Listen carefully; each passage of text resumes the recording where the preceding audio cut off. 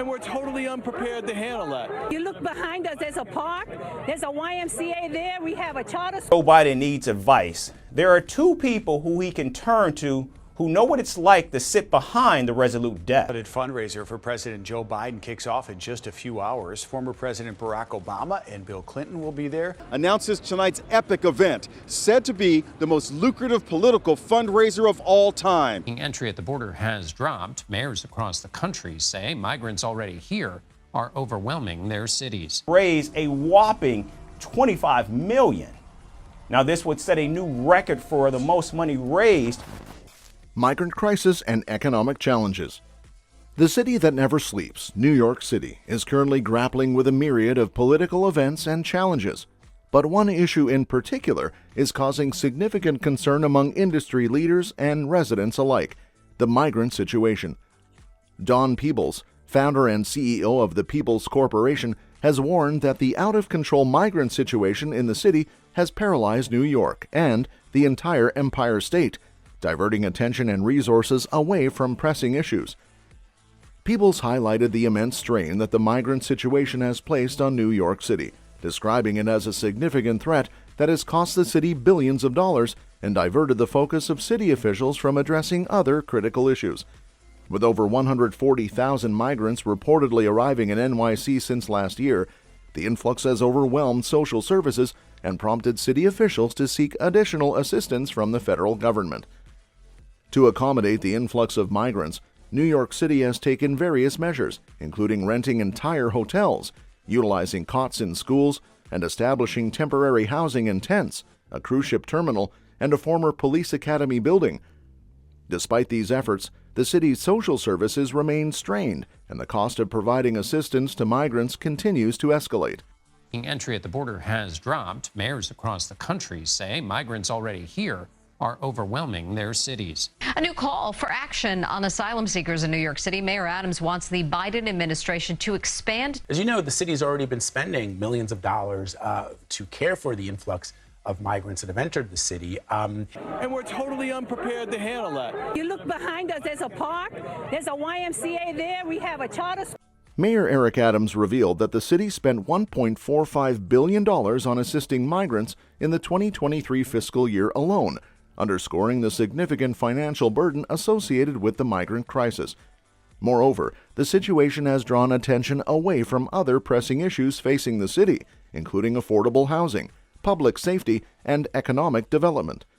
Despite the challenges posed by the migrant situation, Peebles commended recent collaboration between state and city officials to implement tax incentives for affordable housing and the conversion of office spaces into residential buildings. He described this approach as a pro-business strategy, noting that it marks a departure from previous administrations' reliance on penalties. Peebles also praised Mayor Eric Adams for his moderate approach and focus on business and public safety.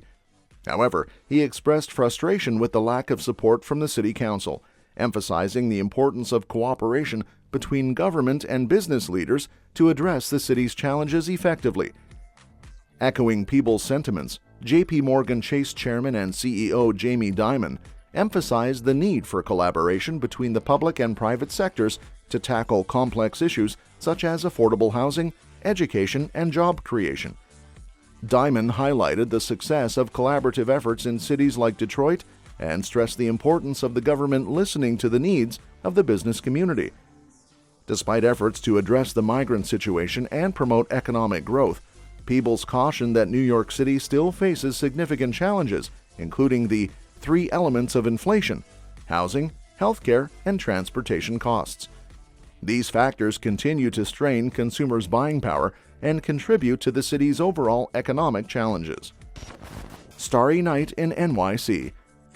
Barack Obama, Bill Clinton, and some big names from the entertainment world teamed up Thursday night to deliver a rousing New York embrace of President Joe Biden that hauled in a record-setting $26 million plus for his re-election campaign.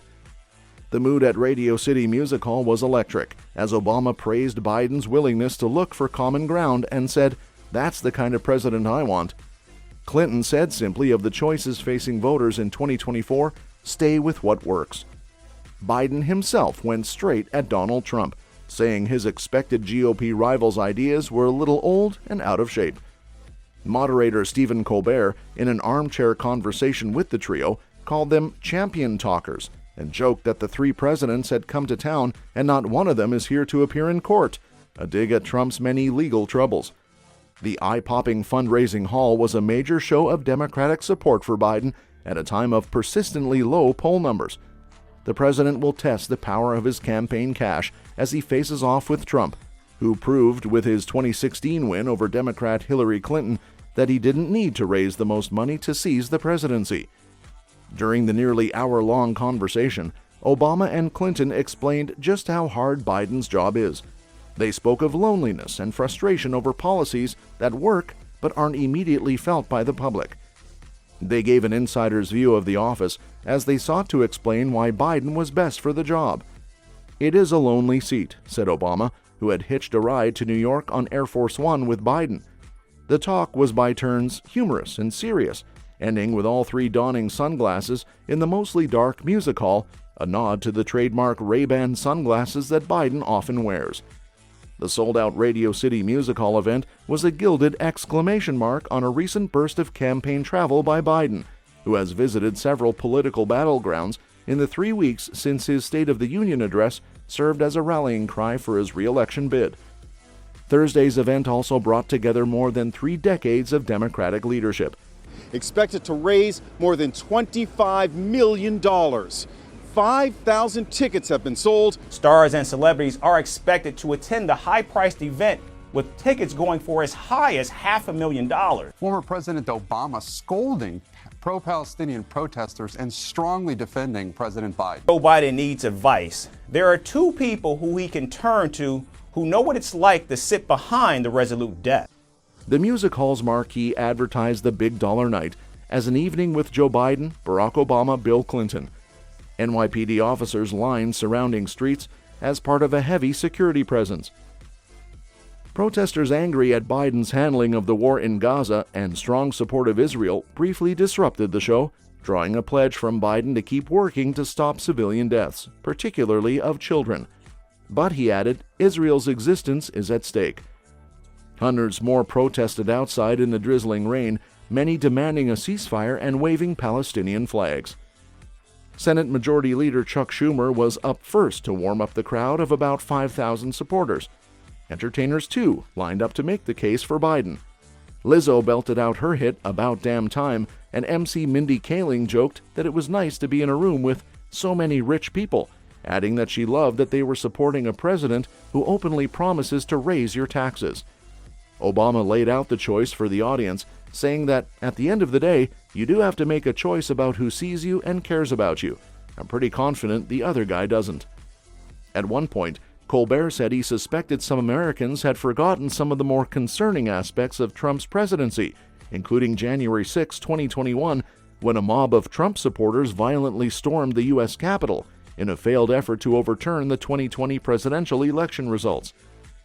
Biden said concerns over the riot reverberated outside the U.S., with foreign leaders questioning the stability of the U.S. democracy. That democracy is still fragile, he said. Celebrities will also be attending. That includes Queen Latifah, Lizzo, Mindy Kaling, and Ben Platt, to just name a few.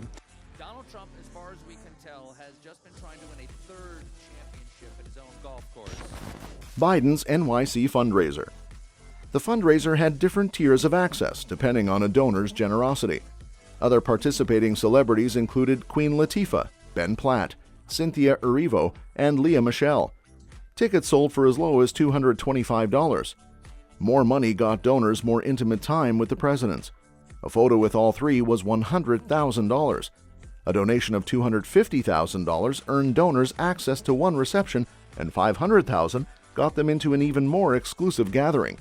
First Lady Jill Biden and DJ D. Nice hosted an after-party at the music hall with 500 guests, the campaign said. Obama and Clinton were helping Biden expand his already significant cash advantage over Trump. Biden had $155 million in cash on hand through the end of February, compared with $37 million for Trump and his Save America Political Action Committee. A fundraiser for President Joe Biden kicks off in just a few hours. Former President Barack Obama and Bill Clinton will be there, experiencing an enormous cash advantage over his financially strapped challenger, former President Donald Trump. Announces tonight's epic event, said to be the most lucrative political fundraiser of all time. Raise a whopping $25 million. Now, this would set a new record for the most money raised. Trump's campaign is expected to bring in $33 million at a big fundraiser next week in Palm Beach, Florida, according to a person familiar with the details who spoke on condition of anonymity to confirm a number first reported by the Financial Times. Trump has kept a low profile in recent weeks, partially because of courtroom appearances for various legal cases, the bills for which he's paying with funds from donors. His next political rallies are scheduled for Tuesday in Michigan and Wisconsin. Some Republican leaders have become concerned that his campaign doesn't have the infrastructure ready for a general election battle with Biden. Trump was in the New York area on Thursday, attending the Long Island wake of a New York City police officer who was shot and killed during a traffic stop in Queens. Republican Party Chairman Michael Whatley tried to frame the two candidates' whereabouts on Thursday as a demonstration of a contrast in leadership. On the same day President Trump attended the wake of slain New York Police Department officer Jonathan Diller, Joe Biden wined and dined with celebrities at a fundraiser with Barack Obama and Bill Clinton, he said in a statement. The facts, said White House Press Secretary Karine Jean-Pierre, show that violent crime rose during Trump's tenure, while Biden's administration has done the polar opposite, taking decisive action from the very beginning to fund the police and achieving a historic reduction in crime. The setting was an unusual opportunity for the two past presidents to talk frankly about how they did the job, helping explain Biden and his presidency. As the three men closed out the night by donning Biden's trademark sunglasses, the president quipped, "Dark Brandon is real," a nod to a meme featuring Biden with lasers for eyes. That's all for this video, folks. We'll see you next time.